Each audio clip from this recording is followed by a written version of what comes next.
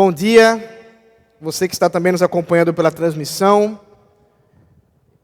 E vamos caminhar hoje pelo capítulo 6 de Apocalipse, do verso 1 ao verso 8. Nós vamos falar dos famosos 4 cavaleiros do Apocalipse.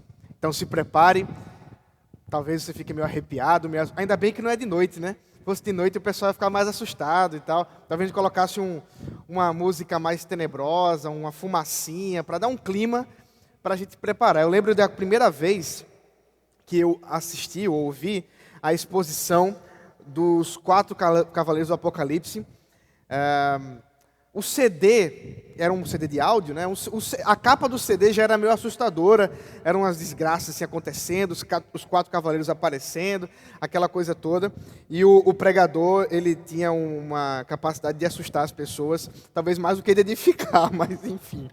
Eu fiquei bem assustado, acho que eu tinha uns 10 anos, 11 anos, me lembro bem. Na verdade, hoje pela manhã e hoje à noite eu vou contar muito minhas experiências quando criança, ouvindo algumas pessoas falando, né? Mas hoje pela manhã nós vamos falar desses famosos 4 cavaleiros do Apocalipse e vamos tentar, pela graça de Deus, é claro, entender do que se trata, aquilo que a palavra de Deus nos revela e como é que o povo de Deus foi consolado e como nós podemos ser consolados também pela palavra do Senhor. Então vamos orar mais uma vez, pedindo a Deus que dirija nossa palavra nesse momento, nossa aula, segundo a sua santa vontade. E é claro, enquanto fazemos a exposição, você é convidado a fazer anotações, fazer as perguntas e no momento apropriado nós vamos abrir também para dúvidas. Vamos orar. Santo e eterno Deus, nós te louvamos e bendizemos pelo privilégio de cultuar a Ti, Senhor, pelo tempo que pudemos ter aqui com o Teu povo e agora, Senhor, instrui-nos pela Tua palavra também através da aula a respeito do livro de Apocalipse. Esse livro que tem sido tão misterioso para muitos e que, apesar das dificuldades interpretativas, também é Tua palavra e serve-nos nessa manhã para edificação. Por isso, nós Te agradecemos pelo privilégio de aprender mais e Te rogamos que o Teu Espírito conduza nossos passos nesse momento. Em nome de Jesus Cristo, amém. Então, irmãos, na semana passada, nós terminamos a sessão capítulo 4, capítulo 5, que tratam desse momento de adoração em que aquele que está sentado no trono é adorado pelos 4 seres viventes, os 24 anciãos, e então surge um novo personagem, nós vimos isso na semana passada, que é o cordeiro como tendo sido morto. Esse cordeiro, ele é alguma coisa emblemática, estranha, porque ele tem uma marca que apresenta-se como alguém que recebeu uma ferida de morte.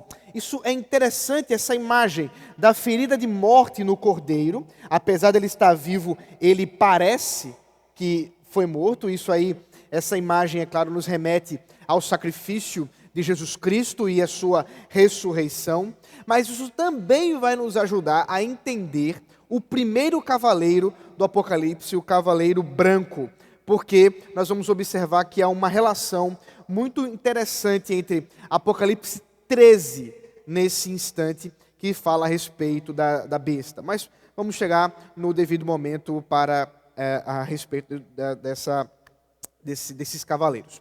Mas então, nós vimos que esse cordeiro, ele pegou o livro, né, o rolo, e ele tem 7 selos. E até mesmo um irmão perguntou, né, na semana passada, mas qual foi o selo que abriu, qual o selo que não está aberto? Bom, hoje nós vamos entender um pouco o que significam melhor esses selos e vamos ver pelo menos os 4 primeiros que dizem respeito aos 4 cavaleiros do Apocalipse. Então, o capítulo 6 fala dessa abertura, ou pelo menos no começo da abertura, porque ele só vai até o 6º selo. O 7º selo só será aberto no capítulo 8 de Apocalipse. Mas nós vamos chegar lá, se Deus assim permitir. Em resumo, os 4 primeiros selos dizem o seguinte, que Cristo usa forças celestiais do mal para infligir provações às pessoas ao longo, está escrito errado aí, ao longo da era da igreja, tanto para purificação como para punição. Em resumo, nós vamos ver a soberania de Deus, especialmente a soberania de Cristo, após a sua morte, ressurreição e ascensão, diante agora das provações, diante das perseguições, diante da morte, das pestes. Bom, nós vamos ver isso de maneira cuidadosa. Vamos ler o texto. Aqui você tem a projeção. Se você quiser, você pode ler também na sua Bíblia, do versículo 1 até o versículo 8 do capítulo 6. Diz assim: Vi quando o cordeiro quebrou o primeiro dos 7 selos, e ouvi um dos 4 seres viventes dizendo, como se fosse som de trovão: venha. Vi então, e eis um cavalo branco. O seu cavaleiro tinha um arco, e foi-lhe dada uma coroa, e ele saiu vencendo para vencer. Quando o cordeiro quebrou o segundo selo, ouvi o segundo ser vivente dizendo, venha. E saiu outro cavalo que era vermelho, e ao seu cavaleiro foi dado poder para tirar a paz da terra e fazer com que os homens matassem uns aos outros. Também lhe foi dada uma grande espada. Quando o cordeiro quebrou o terceiro selo, ouvi o terceiro ser vivente dizendo, venha. Então olhei, e eis um cavalo preto, eis um cavalo preto, e o seu cavaleiro com uma balança na mão. E ouvi o que parecia uma voz no meio dos 4 seres viventes, dizendo, uma medida de trigo por 1 denário, 3 medidas de cevada por 1 denário, e não danifique o azeite e o vinho. Quando o cordeiro quebrou o 4º selo, ouvi a voz do 4º ser vivente dizendo, venha. Vi então, e eis um cavalo amarelo. O seu cavaleiro se chamava Morte, e o inferno o estava seguindo. Lhes foi dada autoridade sobre a 4ª parte da terra, para matar a espada, pela fome, com a mortandade e por meio dos animais selvagens da terra. Apocalipse 6, verso de 1 a 8. Muito bem, queridos. Aqui, como eu já disse, nós temos a apresentação, né, dos famosos 4 cavaleiros do Apocalipse. O que nós podemos encontrar aqui em termos de introdução desse momento, desses selos, né? Bom, primeiro que nós vamos observar que a abertura dos selos, e vocês viram que eu deixei em destaque, o cordeiro quebrou, o cordeiro quebrou, o cordeiro quebrou. Há um motivo para deixar em destaque esse cordeiro quebrou, porque nós estamos vendo que o movimento na visão que João está observando não é dos cavaleiros surgindo do nada, mas antes que esses cavaleiros estão surgindo a partir do momento que o cordeiro está quebrando os selos. Então, de uma certa forma, diretamente, quem está guiando o que está acontecendo é o cordeiro que foi morto. E esse cordeiro, portanto, que é Cristo, tem autoridade sobre os reinos da terra e, é claro, sobre os sofrimentos. Isso é muito importante, porque quando as igrejas, né, as 7 igrejas que primariamente foram direcionadas, né, para a carta, elas estavam em profunda perseguição, em profundo sofrimento, sem dúvida alguma, no meio daquele caos de morte, de doenças e tudo mais, poderiam pensar, e aí? Como é que a gente pode vivenciar Cristo, fidelidade ao Senhor, no meio de um caos que se instaura, no meio de uma situação como essa? E o que nós observamos, é o segundo ponto que você vê aí, é que no aparente caos das perseguições, tudo tem um significado e um propósito. Queridos, esse princípio, onde nós vemos que perseguições, doenças, morte, sofrimento, tem significado e tem propósito diante daquele que é o dono da história, muda a nossa perspectiva diante do mundo. Porque sem dúvida alguma, um dos maiores sofrimentos que as pessoas passam quando estão em meio a dores, em meio a doenças, em meio a sofrimentos dos mais variados, é que elas não entendem por quê. Não é mesmo? Essa é uma daquelas perguntas que nós nos fazemos. No meio do sofrimento, nós olhamos para um lado, olhamos para o outro e dizemos: por que isso está acontecendo comigo? O que eu fiz para merecer isso? Não é mesmo? E isso não é uma pergunta simplesmente daqueles que creem no Senhor Jesus. Isso é uma pergunta de todo ser humano. Nós queremos saber por que sofremos. E, sem dúvida, talvez uma das objeções, poderíamos dizer, mais usadas contra a existência de Deus, ou contra a existência, pelo menos, do Deus cristão, é que o mal existe. Você já deve ter ouvido isso nas suas conversas, ou até mesmo ter passado isso no seu coração. Como que existe um Deus que é bom, que é amoroso? Nós acabamos de cantar, magnífico, maravilhoso amor. Como que a gente pode pensar num Deus amoroso se o mundo é tão terrível? Se quando a gente olha para a situação, vamos lá, no continente africano, em certos países, situação de guerra, situação de fome, de miséria, da forma mais terrível, e ao mesmo tempo, quando você muda, né, o foco da câmera e vai para o hemisfério norte, aí você olha ali para a Europa, pessoas esbanjando, pessoas que vivem, né, em meio a seus próprios ventres. Enquanto estava estudando o texto, eu vi uma pessoa comentando sobre alguma coisa relacionada aos quatro cavaleiros do Apocalipse, e que dizia que como é que a gente pode entender um mundo tão desigual como o nosso.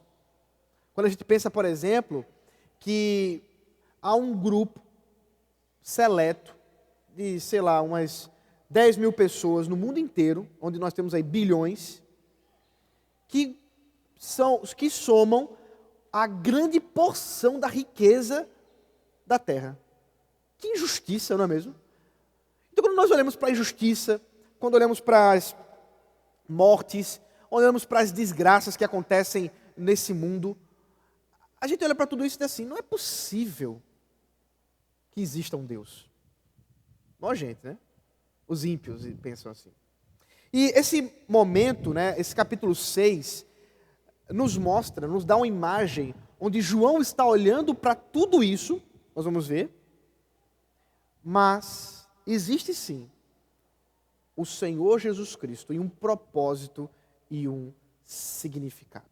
O mundo não está caminhando de maneira caótica. A história não é uma sucessão de acontecimentos sem conexão. Mas é muito importante que nós entendamos a centralidade da presença de Cristo, a centralidade da igreja e como é que nós podemos tentar compreender, na nossa limitação, a relação entre a soberania de Deus e o mal nesse mundo. O capítulo 6 trata sobre isso. Trata sobre esse grande problema do mal. O Greg Beale diz assim, que essa seção dos quatro cavaleiros do Apocalipse fala da descrição da operação das forças destrutivas que foram imediatamente desencadeadas sobre o mundo após a morte e ressurreição e a ascensão de Cristo. Por isso é o início do cumprimento do reino escatológico messiânico. Então, eu já vou adiantar aqui a pergunta que foi feita na semana passada. Eu disse que ia responder, eu respondo agora. Quando a gente pensa nos selos, nós não estamos pensando em fatos históricos específicos. Nós estamos falando que, a partir do momento que o Senhor Jesus Cristo sofreu na cruz, foi levado à cruz, a partir do momento que ele ressuscitou e agora está à direita de Deus Pai, onde governa o mundo, ele iniciou o seu processo de juízo escatológico sobre esse mundo tenebroso. Nós estamos num mundo que está sendo julgado por Cristo. Ainda não é o chamado juízo final, que culminará, e vamos ver inclusive isso, que o juízo final é o selo, é o sexto selo, que fala sobre o grande dia, né, o grande tribunal. Você pode ver aí no versículo 16, só para a gente fazer um parêntese aqui. E disseram aos montes, aos rochedos, aí está referindo aos ímpios que estão pedindo para que caiam sobre eles, né? Caiam sobre nós e nos escondam da face daquele que está sentado no trono. Estou lendo aqui o capítulo 6, verso 16. Que está sentado no trono, e a ira do Cordeiro, porque chegou o grande dia da ira deles, e quem poderá subsistir? Então veja, esse aqui é o sexto selo, quando ele for aberto, né? Então o que nós temos aqui, pelo menos os 4 primeiros selos, deixa eu botar o celular que segura aqui para não ficar voando. É o quê? É Deus, Cristo especificamente, julgando a terra, derramando o seu juízo sobre a terra, em pelo menos 3 grandes áreas. Nós vamos ver isso. 3 grandes áreas. A área da espada, a área da fome e a área da peste. Nós vamos observar isso daqui a pouco. Mas os selos foram abertos pela vontade de Cristo para julgar esse mundo de impiedade e injustiça, mas não só isso. Porque quando nós vamos observar as referências que estão encontradas no Antigo Testamento, que o texto está aludindo, também faz referência a uma purificação do povo de Deus. Então aqui nós temos duas grandes áreas, ou 2 grandes ênfases nesse juízo que Cristo está derramando sobre o mundo, que já iniciou. O mundo está sendo julgado. Enquanto os ímpios são julgados para a perdição, aqueles que estão em Cristo são purificados para a perseverança nos caminhos do Senhor. Então nós temos a mesma coisa acontecendo, a perseguição, a fome, a peste, mas que no coração dos ímpios servirá de juízo e punição daquele que é justo, e no coração dos crentes servirá de purificação para que os verdadeiros filhos de Deus sejam preservados e se apresentem diante do grande trono branco com suas vestes puras e purificadas por Ele. Então, os selos que estão sendo abertos, já estão abertos diante de nós. E nós não precisamos, assim, procurar um momento histórico específico. Não, isso aqui está se referindo à grande Primeira Guerra, como por um tempo se pensou, mas veio a Segunda, que foi pior que a Primeira. Não, isso aqui na verdade se refere à Segunda Guerra. Não, isso aqui se refere à peste negra. Não, mas aí teve outras pestes, e agora, vocês já devem ter ouvido isso, muita gente falando, olha aí, pandemia, isso nunca aconteceu com a Terra. Calma aí, isso tem acontecido várias e várias e várias vezes, desde a ascensão de Cristo, porque Ele está julgando esse mundo. Até o dia em que Ele terminar de julgar esse mundo, vamos dizer assim, a conta gotas, para finalmente julgar de modo final, no seu grande juízo final.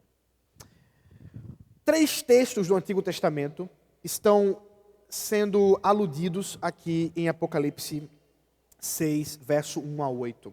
Primeiro, Zacarias, capítulo 1, verso 8 a 15. Abra comigo, por favor. É interessante que nós já acabamos de aprender que o profeta Zacarias profetizou em que período?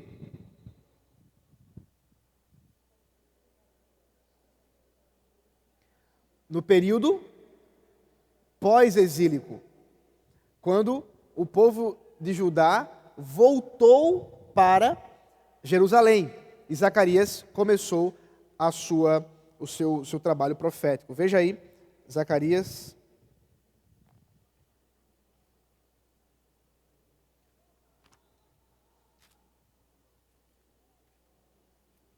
capítulo 1, verso de 8 a 15.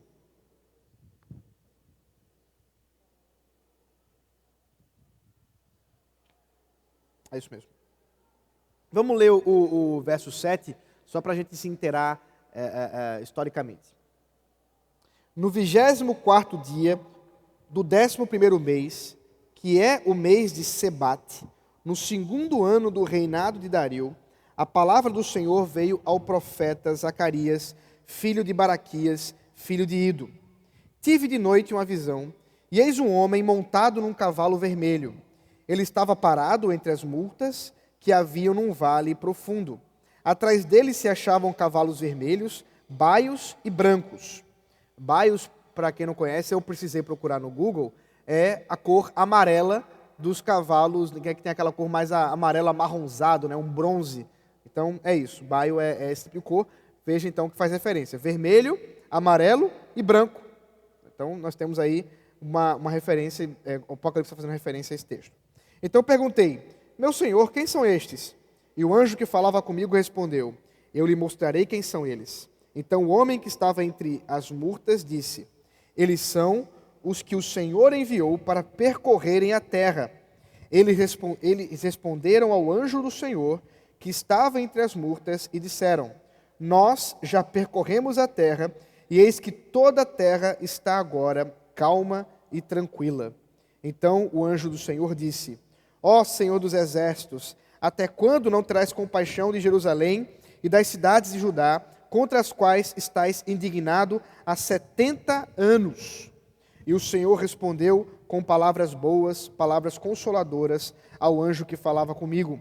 E este me disse, proclame, assim diz o Senhor dos exércitos, tenho grande amor por Jerusalém e Sião, e com grande indignação estou irado contra as nações que vivem confiantes, porque estava um pouco indignado, mas elas agravaram o mal.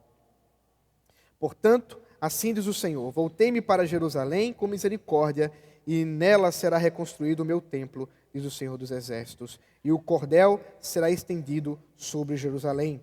Proclame outra vez, dizendo, assim diz o Senhor dos exércitos, as minhas cidades voltarão a transbordar de bens, o Senhor voltará a consolar Sião, e voltará a escolher Jerusalém. É interessante ver que essa profecia, ela se cumpre de maneira temporária na construção do templo de Jerusalém, ou da reconstrução do templo de Jerusalém no período aí de Zorobabel, que nós estamos estudando agora. Nós acabamos de ver um pedaço dessa história com a exposição agora do reverendo Rodrigo. No entanto, se você esteve aqui no começo do culto, nós lemos um texto de Ageu, que fala da glória da segunda casa, referindo-se ao templo, que seria maior que a primeira casa, o primeiro templo. E a pergunta que nos surge é, como assim? Não é. Simplesmente não é verdade isso. O primeiro templo foi muito mais glorioso que o segundo templo. Era maior, era mais pomposo, tinha mais ouro, foi mais importante para a história de Israel. Por que essa profecia? Como essa profecia pode ter sido cumprida? A gente só vai compreender isso se a gente entender que a profecia não se referia ao templo físico reconstruído por Zorobabel, mas ao Senhor Jesus Cristo, que é o templo perfeito, que ele sim, tendo construído um templo não feito por mãos humanas, sendo muito maior do que o templo de Salomão e o templo de Herodes, o templo de Zorobabel, muito maior que eles, proporcionou agora redenção, que nenhum templo antes havia proporcionado. Então, quando a gente olha para essa conclusão da história, que a promessa é cumprida em Cristo, nós podemos ver que também esses cavaleiros que estão perseguindo, né, a terra, que estão correndo pela terra, também estão se referindo a Cristo, a obra da redenção de Cristo. E a gente pode observar por que João está vendo de novo esses cavaleiros agora sendo enviados pelo anjo do Senhor, nesse caso agora o próprio Cordeiro que foi morto.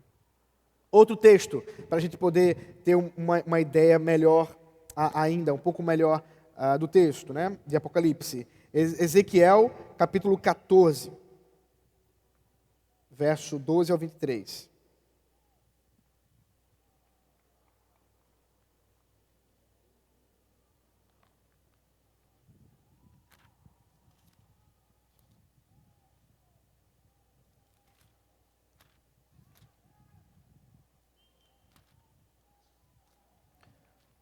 Ezequiel 14, 12 ao 23.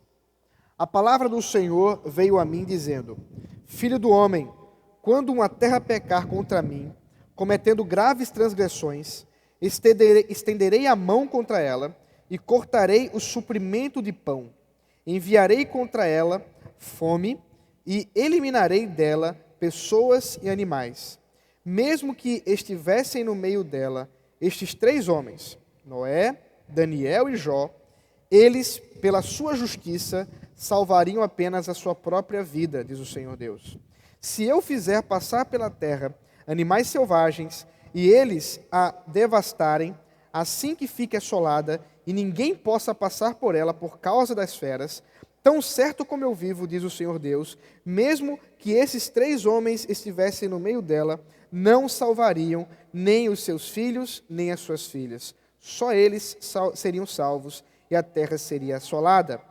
Ou, se eu fizer vir a espada essa terra e disser, espada, passe pela terra, e eu eliminar dela pessoas e animais, tão certo como eu vivo, diz o Senhor Deus, mesmo que esses 3 homens estivessem no meio dela, não salvariam nem os seus filhos, nem suas filhas, só eles seriam salvos. Ou, se eu enviar a peste sobre a terra e derramar o meu furor sobre ela, com sangue para eliminar dela pessoas e animais, tão certo como eu vivo, diz o Senhor Deus, mesmo que Noé, Daniel e Jó estivessem no meio dela, não salvariam nem o seu filho, nem a sua filha, pela sua justiça salvariam apenas sua própria vida.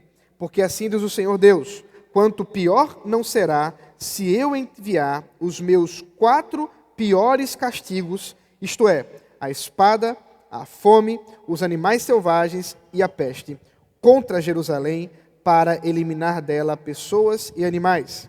Mas eis que alguns sobreviventes serão deixados nela, filhos e filhas que serão levados para fora. Eis que eles virão a vocês, e vocês verão a sua conduta e as suas ações, e ficarão consolados do mal que eu fiz vir sobre Jerusalém. Sim, de tudo que fiz vir sobre ela. Eles os consolarão quando vocês virem a sua conduta e as suas ações, e vocês saberão que não foi sem motivo que fiz tudo o que fiz nela, diz o Senhor Deus.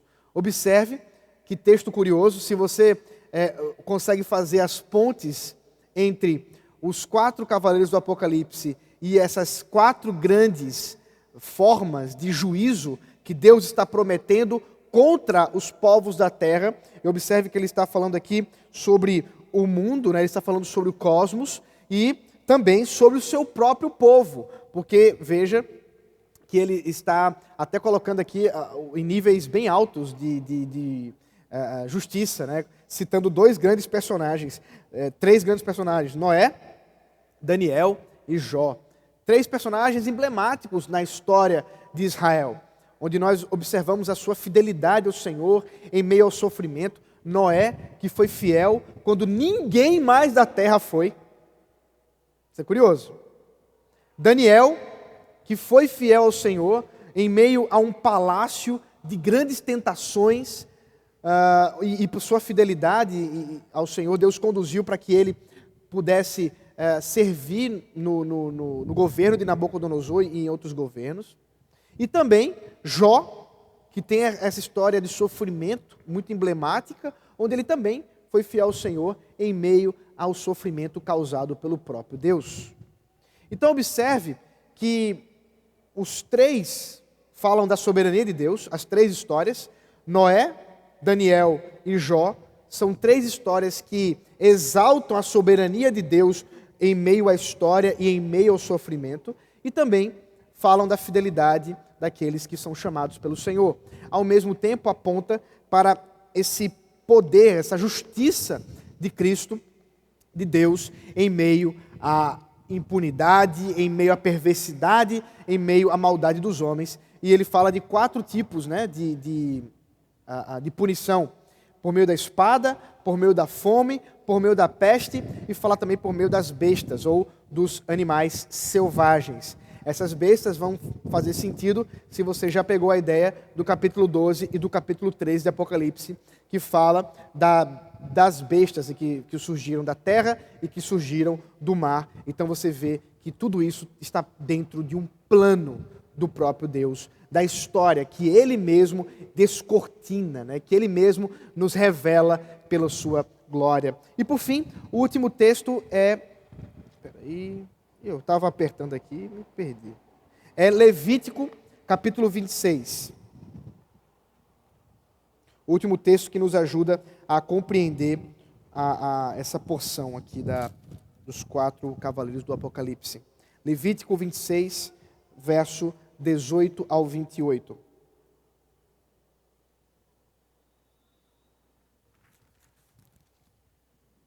Que diz assim: se ainda assim não me ouvirem, tornarei a castigá-los 7 vezes mais por causa dos seus pecados. Quebrarei o orgulho da força de vocês e farei com que os céus sejam como ferro e a terra de vocês seja como bronze. Vocês gastarão as suas forças em vão. A terra não dará a sua colheita e as árvores da terra não darão o seu fruto. E se andarem em oposição a mim e não quiserem me ouvir, trarei sobre vocês pragas 7 vezes piores, segundo os seus pecados, porque enviarei para o meio de vocês animais selvagens que os deixarão sem filhos, acabarão com o seu gado e os reduzirão aos poucos, e as suas estradas ficarão desertas. Se ainda com isto vocês não se corrigirem e não voltarem para mim, porém andarem em oposição a mim, eu também serei contrário a vocês, e eu mesmo os ferirei 7 vezes mais por causa de seus pecados. Trarei sobre vocês a espada vingadora da minha aliança, e então, quando vocês se refugiarem nas suas cidades, enviarei a peste para o meio de vocês, e vocês serão entregues nas mãos do inimigo. Quando eu lhes tirar o sustento do pão, 10 mulheres poderão assar o pão de vocês num único forno, e o repartirão por peso. Vocês comerão, mas não conseguirão ficar satisfeitos. Se ainda com isto não me ouvirem e andarem em oposição a mim, eu também, com furor, serei contrário a vocês e os castigarei 7 vezes mais por causa dos seus pecados. Queridos, eu sei que são textos bem tenebrosos que nós estamos vendo aqui, né? São profecias, são promessas, são ameaças que Deus está fazendo para o seu povo e para o mundo diante das injustiças dessa terra, diante da maldade, da desobediência e do pecado. Talvez uma das coisas que possa nos incomodar por meio dessas palavras tão duras do Senhor é uma visão muito equivocada que nós temos da justiça e da ira de Deus. Muitos de nós, por estarmos muito acostumados com aquilo que costumo chamar de evangelho Hello Kitty, né? Aquele evangelho cor-de-rosa, a gente pensa que Deus, que o Senhor Jesus Cristo é como um homem assim meio efeminado, sabe, com a carinha de lado, como a gente vê nos quadros, e a gente pensa num Cristo assim sofrendo, pedindo, suplicando para que vocês possam vir até Ele, né, perdoar Ele pela maldade que Ele fez e que vocês finalmente aceitem Ele no nome dEle. Isso é muito característico desse evangelicalismo, desse evangelho, dessa evangelização característica dos últimos séculos, especialmente aí na virada do século XIX, onde das grandes evangelizações, onde os pregadores fazem um apelo de conversão tão apelativo, né, para ser redundante, tão apelativo, que realmente parece que não é ele que é o rei da glória, mas que as pessoas que estão ali, que são o rei da glória, e elas precisam aceitar Jesus. Até a expressão que a gente usa, não é mesmo? Ah, olha, você precisa aceitar Jesus. Se você não aceitar Jesus, ele vai ficar triste. Queridos, isso não é o nosso Deus. Isso não é Jesus Cristo. O nosso Senhor Jesus Cristo é o Deus soberano. É o Rei sobre toda a terra. E as boas novas do Evangelho não são um Jesus morrendo, mas um Jesus que venceu. Mas antes das boas novas, a gente tem que saber das más novas, das más notícias. E as pessoas não falam da ira de Deus, não falam do pecado, não falam sobre o problema de você achar que você pode brincar com Deus, de você achar que você pode enganar a Deus com seus pecados, com suas mentiras, com sua vida dupla. Eu acho que é exatamente por isso que nós temos hoje uma igreja evangélica tão dúbia, assim, tão ambígua, onde nós temos pessoas que, eu adoro ao Senhor, louvado seja o Senhor, Deus poderoso, e você tem os louvores, a pessoa chora, é uma bênção, domingo à noite, aquela coisa maravilhosa. Mas acordou na segunda, Deus não existe mais. Jesus quem? Só se for um jogador de futebol. Não, Jesus não é um jogador de futebol, tem um ator também, né? Um modelo, sei lá, enfim. Tem o namorado da Madonna, né? Que é Jesus também. Então, pronto. É esse cara aí. É isso, queridos. As pessoas vivem como se Jesus não só não existisse, mas ele não fosse julgar esse mundo. Mas o que nós observamos aqui é que desde o Antigo Testamento, Deus estava anunciando o seu juízo. E enquanto que o Evangelho, a pregação do Evangelho envolve nós sabermos que Ele morreu na cruz em nosso lugar e fez o que nós não poderíamos fazer diante do nosso pecado, diante da condenação que nós estávamos, ao mesmo tempo, nós temos um Cristo, Rei, que já iniciou o seu juízo sobre a terra, sobre os ímpios e sobre a igreja, para purificá-la. Então, quando os judeus, né, cristãos, os cristãos que, não necessariamente judeus, mas os cristãos que receberam as cartas do Apocalipse, né, ou receberam o livro do Apocalipse, eles viram tudo isso, eles sabiam que se tratava do cumprimento das profecias do Antigo Testamento. Eles sabiam que se tratava de um momento de purificação desse mundo. Cristo está purificando esse mundo, meus irmãos. Não tenha dúvida disso. A pandemia que nós estamos vivenciando hoje, Covid-19, é juízo do Cristo Rei da terra. Faz parte desse juízo dele. Está julgando aquele que reina sobre todas as coisas. Desastres naturais e políticos por todo o mundo são causados por Cristo para punir incrédulos que perseguem os cristãos e para vindicar o seu povo. Para vingar o seu povo. Nós vamos ver no versículo 9, deixa eu voltar lá para esse Apocalipse. no versículo 9 do capítulo 6,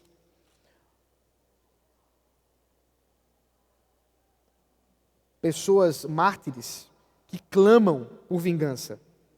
Eles foram martirizados, eles foram torturados, e eles estão diante do trono clamando, né? Estão diante de Cristo dizendo: até quando, o soberano Senhor, não julgarás essa terra?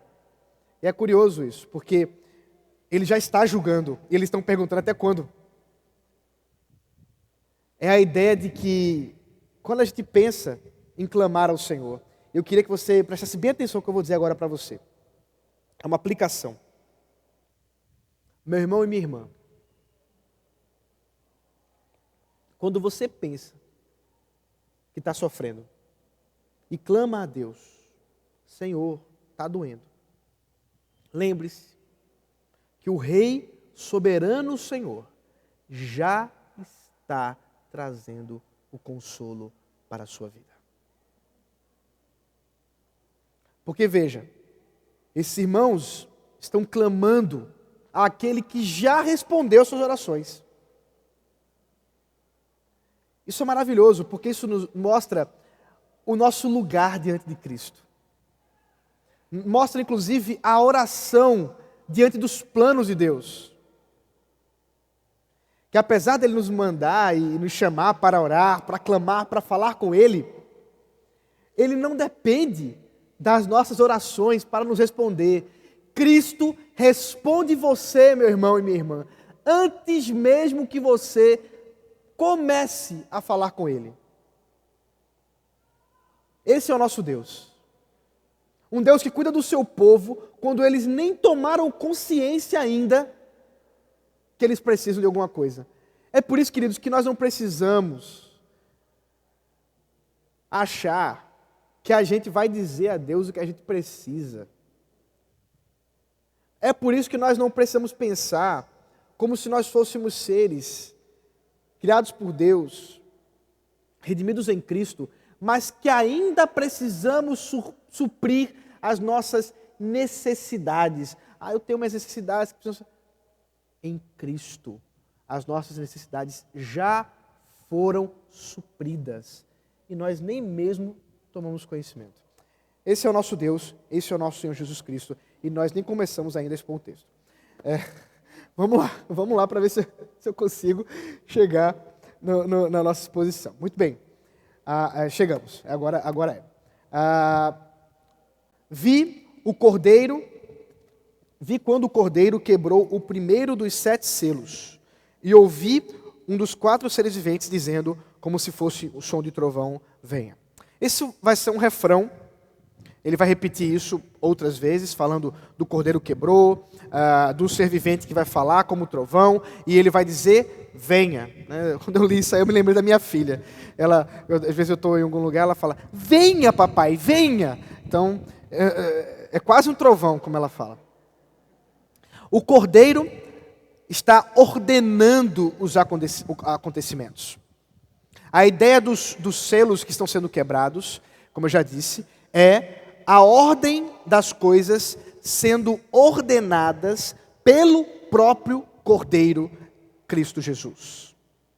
Cada um desses seres viventes, como a gente já viu, eles representam, né, a criação, né? Eles representam a criação, mas representam o domínio de Deus sobre a criação. A ideia de 4, inclusive a ideia dos 4 cantos da terra. E aqui, esses 4 seres viventes estão anunciando coisas que vão acontecer nos 4 cantos da terra. Essa é a ideia, por isso 4. E cada ser vivente anuncia como um arauto, como um trovão, a ordem. E a ideia de trovão vai remeter ao Monte Sinai. A gente já leu isso. Quando o povo de Israel estava caminhando, né, na saída depois do Egito, caminhando no deserto, e Deus falava com Moisés, e eles ouviam os trovões. Eles disseram: Moisés, representa a gente aí, porque se o camarada tem a voz de trovão, imagine o resto.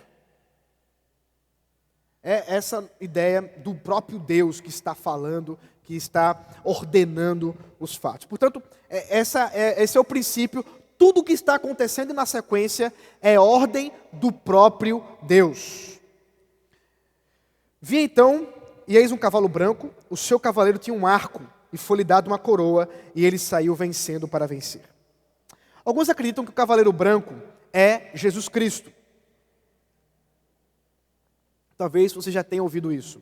É Jesus, é o Evangelho que está vencendo. E o motivo para dizerem isso é, primeiro, a cor branca, um cavaleiro branco. Você vai encontrar isso em Apocalipse capítulo 19, versículo 11 ao 16. Jesus Cristo sendo simbolizado, né, sendo descrito como um cavaleiro branco. É um cavaleiro num cavalo branco. E também porque ele saiu para vencer, mas não disse que ele saiu para matar ninguém. Vencer pode significar muita coisa. Então esse cavaleiro pode ser o Senhor Jesus Cristo que está indo com a igreja para vencer. No entanto, nós não acreditamos nisso. Por quê? Aí vamos ver alguns argumentos em prol da ideia que não é Jesus Cristo o cavaleiro branco, ainda que seja ordenado por Jesus Cristo. Primeiro, Zacarias. Nós lemos Zacarias e nós vimos a cor branca associada a juízo da própria parte de Deus, e não só a cor branca, mas ali nós temos o vermelho, o branco, o baio, que é uma clara referência, né, que João está usando aqui no livro. Nós também vamos observar no capítulo 12 e 13 das bestas que são usadas por Satanás, e uma delas que tem uma chaga de morte. Isso é muito interessante. Eu me lembro, já contei essa história para vocês, eu lendo pela primeira vez Apocalipse capítulo 13, e ela tem uma chaga de morte, tem uma ferida de morte. O que quer dizer isso? Quer dizer que é uma falsificação do verdadeiro Messias, que tem uma chaga de morte. O cordeiro, que tendo sido morto, aparece vivo, é porque ele tem as marcas da morte. E agora a besta, que se apresenta como um falso Messias para esse mundo, que nós vamos ver posteriormente o anticristo, é uma encenação, é uma falsificação do verdadeiro Messias. Então, o cavaleiro usar cor branca não diz muita coisa, porque, assim como não diz a chaga de morte a respeito da besta, pode ser simplesmente um falsificador do Messias. Também nós vamos ver que, na sequência, as traças e as trombetas também são juízos que são derramados por Cristo e que estão em paralelo com os selos que estão sendo quebrados. No capítulo 9, versículo 7, nós também temos cavalos que têm coroas, como esse caso aqui, né? O cavaleiro tem uma coroa que lhe foi dada. Também nós temos a relação entre os 4 seres viventes, que estão dizendo a mesma coisa. Não há uma diferença aqui entre um e outro, e portanto nós não deveríamos tomar o primeiro como sendo Cristo e o resto como sendo enviados de Satanás, né? ou forças malignas, enquanto que o primeiro não seria. E também as profecias contra os falsos cristos e falsos mestres no Novo Testamento, nos Evangelhos, nos escritos paulinos, nos escritos do próprio João, que apontam sim que haveria pessoas que se colocariam como Cristo sobre o mundo, que tentariam parecer o verdadeiro Messias. Então, nós acreditamos, eu estou falando na pessoa do plural aqui, porque eu estou junto com o Bill, né? Eu e ele, nós cremos assim. Que o cavaleiro branco é uma representação de uma força satânica que procura derrotar e oprimir os cristãos. E faz isso com falsa pureza, com o branco, e com domínio, com uma aparência de poder e de domínio, que é o caso aí da coroa, né, que foi dada A ideia aí dessa coroa que foi dada é uma expressão em Apocalipse comum, onde fala do poder de Deus. Deus é quem dá coroas.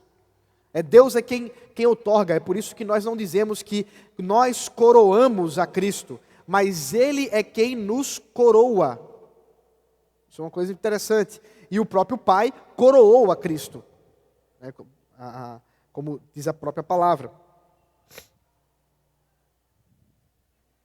E assim,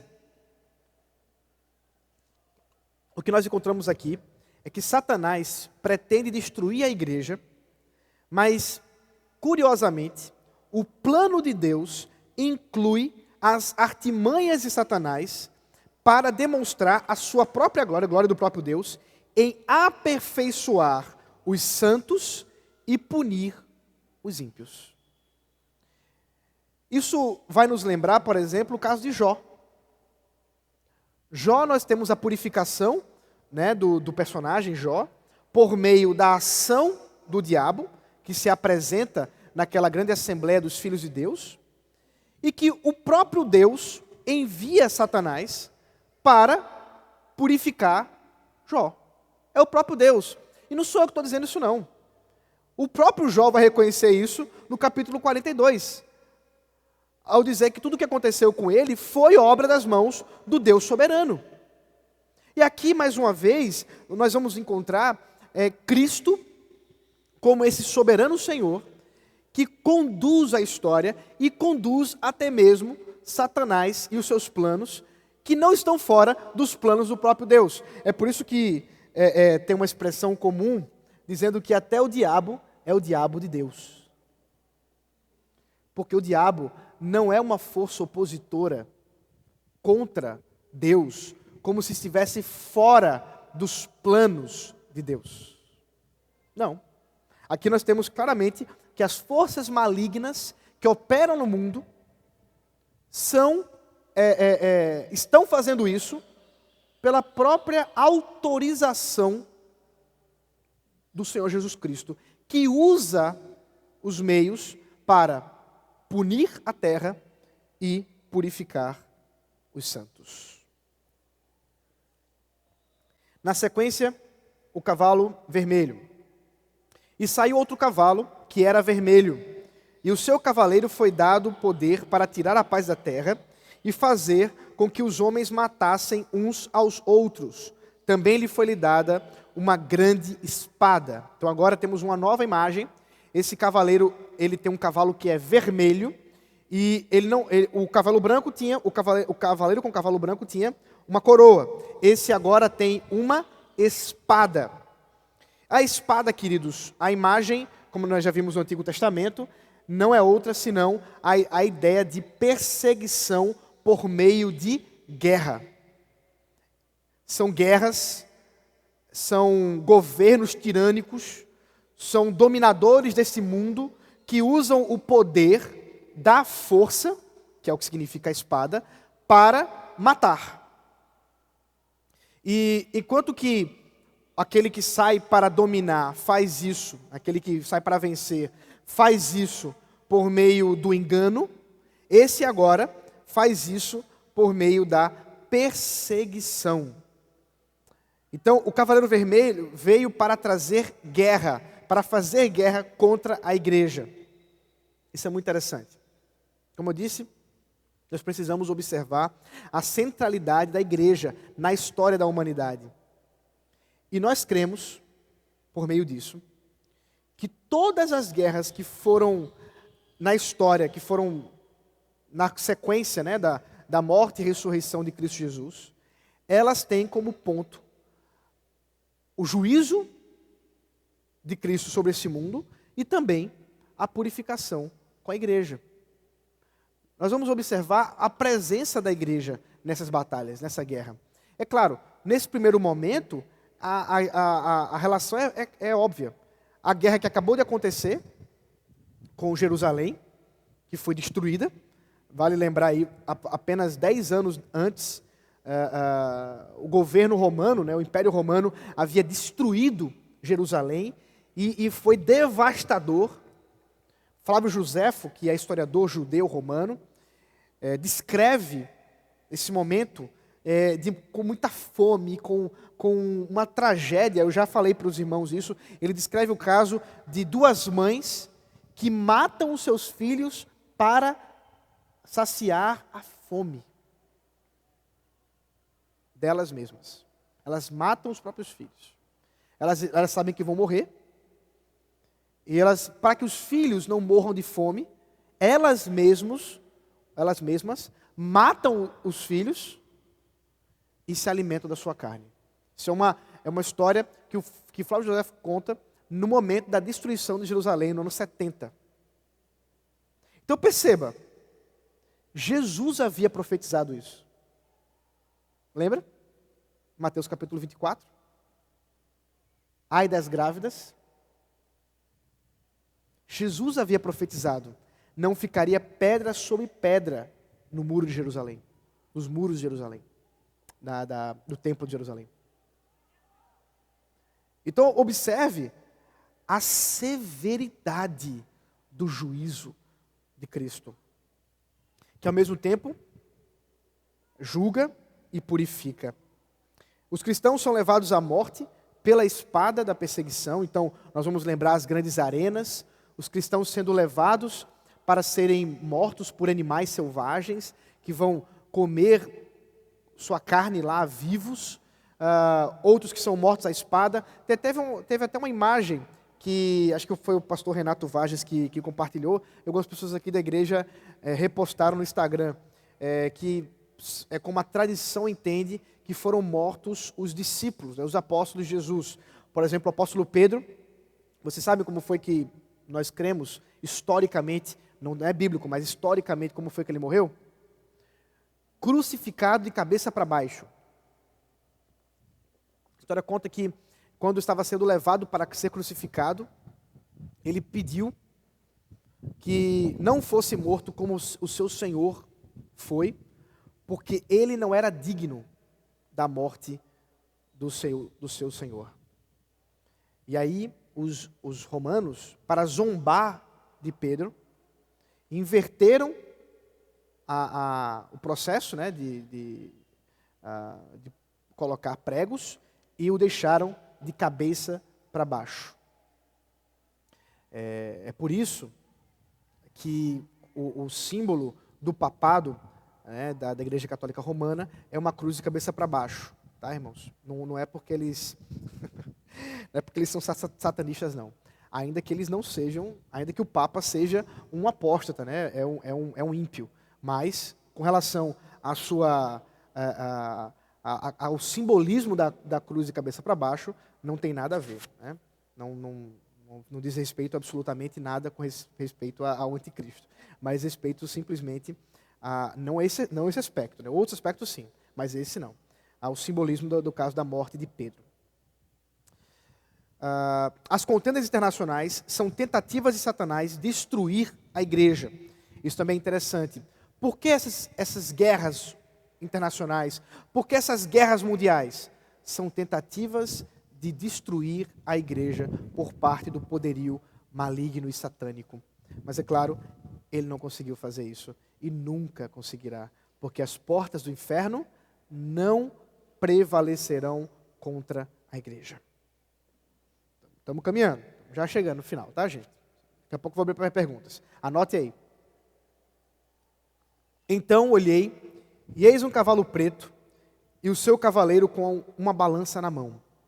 E ouvi o que parecia uma voz no meio dos 4 seres viventes, dizendo: uma medida de trigo por 1 denário, 3 medidas de cevada por 1 denário, e não danifique o azeite e o vinho. Então a segunda forma de tentar destruir a igreja é a fome. Aqui a balança, ela representa esse período de fome, é um símbolo assim como a espada era um símbolo de poder, a balança é um símbolo de fome. Por quê? Porque quando você precisa comer vamos dizer assim, nesse período não existia o curso de nutrição, tá, gente? Então, quando as pessoas precisavam usar balança para comer, significava que elas precisavam fazer o quê? Racionar a comida. E racionar comida é uma consequência de fome, de escassez. E é por isso a ideia da balança.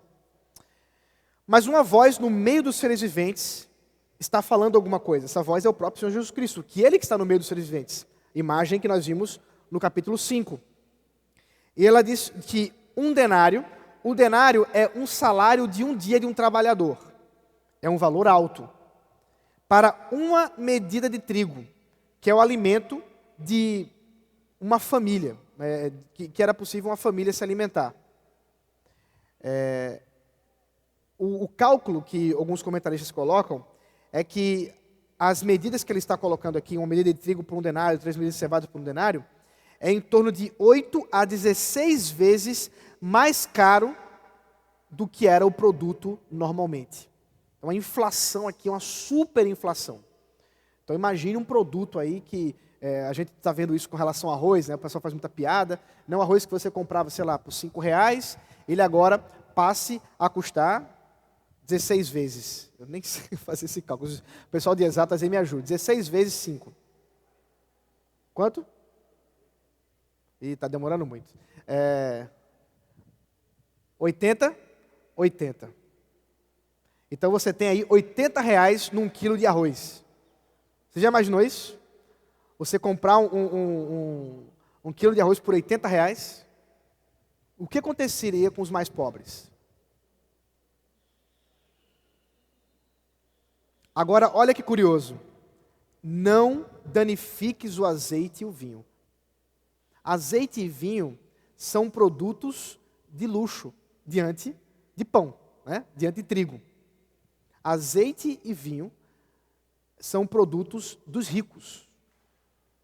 O que Jesus está falando aqui é exatamente da injustiça. Enquanto os pobres não conseguem nem mesmo se alimentar com o básico, os ricos estão esbanjando com azeite e com vinho.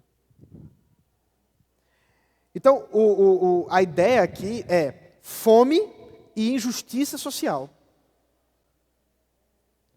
causada pelo poder maligno de Satanás para tentar ir contra a igreja. Por quê?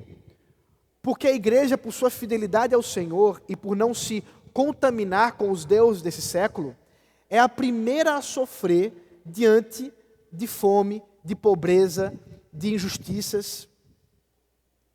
Especialmente nesse período onde nós temos uma nação fechada para o Evangelho, de maneira confessional, diferente do nosso país, de uma certa forma. Se você olhar nosso boletim, você vai ver que o nosso atual ministro da Educação, que é pastor presbiteriano, está atualmente sofrendo perseguição por ter dito que o comportamento homossexual não é um comportamento louvável. Basicamente isso, ele está sendo acusado de homofobia. E já estão tentando levar isso para o STF. Então, a gente precisa ficar atento que nem as coisas não estão tão bonitas assim quanto a gente às vezes gostaria. Mas voltando para os tempos lá neotestamentários, no momento de morte, de fome por morte, os primeiros a padecer seriam os próprios cristãos que já estavam padecendo. Lembra das cartas? Que nós já vimos? Onde havia cristãos que já tinham perdido seus empregos, já estavam padecendo de fome. E agora, se a fome fosse ocasionada de maneira geral, pior ainda. Então, os primeiros a sofrer seriam os da própria igreja. Então, Satanás está tentando contra a igreja. Mas Deus, pelo seu muito poder, né, reverte isso e está mostrando que é o próprio Cristo que está conduzindo, como já disse, para o juízo dos ímpios e para a purificação dos santos. Por fim, o último cavaleiro, vi então, e eis um cavalo amarelo. O seu cavaleiro se chamava Morte, e o inferno o estava seguindo. E lhes foi dada autoridade sobre a 4ª parte da terra, para matar a espada, pela fome, com a mortandade e por meio dos animais selvagens da terra. Aqui nós encontramos que a morte e o inferno estão sob o controle de Cristo. Morte, palavra grega thanatos, é usada tanto em Ezequiel 14, 19, 21, que nós já vimos que é um texto de referência para Apocalipse, e Levítico 26, 25 também, como peste. A morte aí é a ideia de peste, né? Nós vimos já o texto. Essa morte é morte por doença. E o inferno, o Hades, lugar dos mortos, que caracteriza aí um poderio satânico da morte. Nós vemos isso no capítulo 20, do versículo 13 ao 14 de Apocalipse, que fala que o inferno foi jogado no lago de fogo, trazendo essa ideia do poderio de Satanás com a morte dos ímpios, né? Satanás ele tem domínio, tem poder com os ímpios mortos, não os crentes, né? E tudo isso, obviamente, está sob o controle de Cristo. A terceira forma de atacar a igreja é através da peste, da doença. E a gente viveu isso ultimamente de maneira tão clara, não é mesmo, irmãos? A gente não viu isso de maneira tão prática, onde por meio da doença nós fomos impedidos de cultuar, nós fomos impedidos de nos reunir, nós somos aqui impedidos de ter comunhão. Apocalipse se cumprindo, Apocalipse 6 se cumprindo, mas está se cumprindo desde a morte e a ressurreição de Cristo. As muitas pestes e muitas doenças que se apresentaram eram formas de Satanás atacar a igreja. E por fim, o texto ele resume os outros cavaleiros, né, dizendo que foi dada autoridade pelo próprio Jesus para atacar a quarta parte da terra. Por quê? Porque ainda não chegou o momento do juízo final. Apenas 25% foi atacado. Isso é interessante. Por quê? Porque ainda há vida. Ainda há história. E os próprios animais selvagens que se apresentam para destruir a terra, como já foram profetizados no Antigo Testamento, são as bestas, que nós vamos ver no capítulo 13 e no capítulo 12, que trazem aí essa noção de um poderio selvático, um poderio de selvagens contra a igreja, contra o Senhor Jesus. Em resumo, queridos, eu quero encerrar para a gente poder ter um momento de perguntas.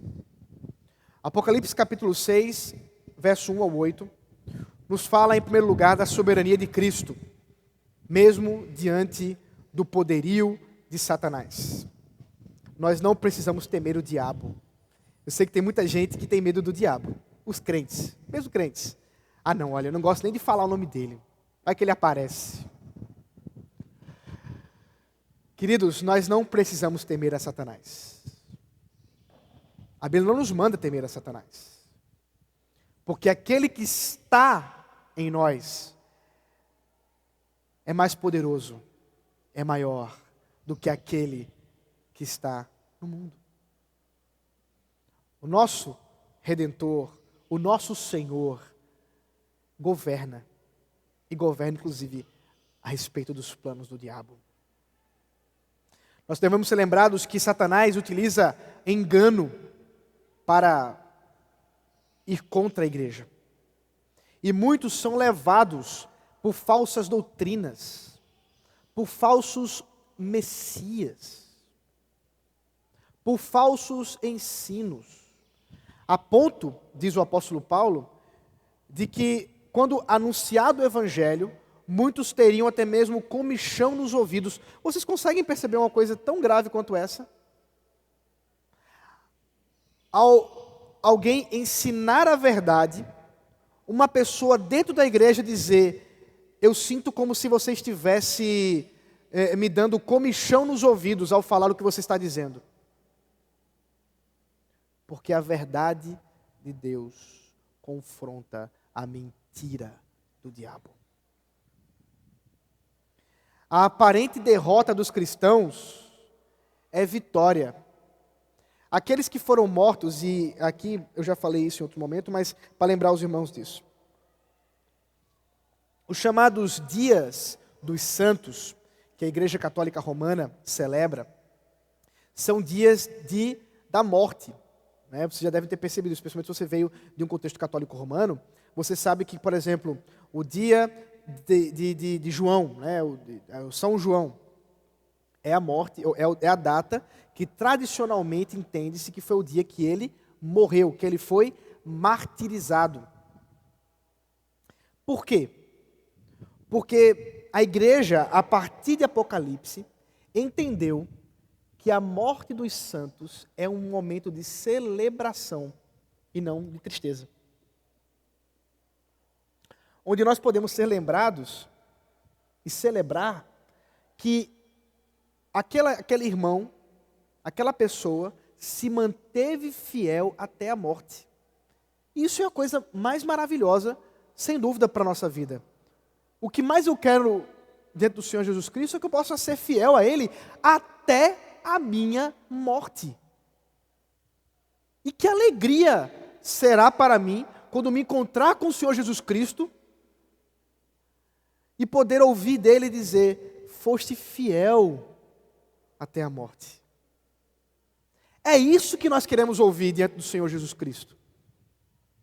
Isso é motivo de celebração, meus irmãos. E é por isso que, tradicionalmente, os cristãos, quando vêm pessoas que fiéis ao Senhor, pessoas que se comprometeram com o Senhor até a morte, apesar da tristeza da separação, devem celebrar a perseverança daquela pessoa, daquele irmão. E é isso que a igreja fazia no início aí dos primeiros séculos, quando eles celebravam a vida e morte daquele irmão que foi fiel até a morte. Depois a coisa ficou distorcida com a ideia de intercessão e tal, mas isso aí é um desvio daquilo que está sendo dito aqui em Apocalipse 6. E por fim, queridos, não perca o foco. Como eu já disse, o sofrimento, as perseguições, as dores, tudo que surge na nossa vida tem propósito e significado. Sabe qual é o propósito e significado? Para nós que amamos a Jesus Cristo, purificação. Deus está nos purificando. Você está sofrendo? Você tem se entristecido com as coisas que podem acontecer com sua vida ou com as coisas que estão acontecendo com você? Ore ao Senhor dizendo: Senhor, me permita ser um bom aluno. Me ensina no meio do sofrimento. Não me permita desperdiçar o sofrimento, mas que eu possa, no meio de tudo o que está acontecendo na minha vida, ser fiel e, se aprouver ao Senhor, sair dessa mais parecido com Jesus. Que essa seja a sua oração. Ao mesmo tempo, a certeza de que a perversidade desse mundo, as injustiças desse mundo, a desigualdade, a maldade, elas não passam despercebidas aos olhos do Cordeiro que foi morto. Ele está julgando esse mundo. Esse mundo está sob o juízo do Cordeiro, até o dia em que ele virá julgar de maneira última e final este mundo tenebroso. Vamos orar. Santo Deus maravilhoso, obrigado pelo privilégio que o Senhor nos concedeu dessa manhã de estudar a Tua Palavra. Abençoa meus irmãos para que possam aplicar tudo aquilo que foi aqui ensinado. Em nome de Cristo Jesus. Amém.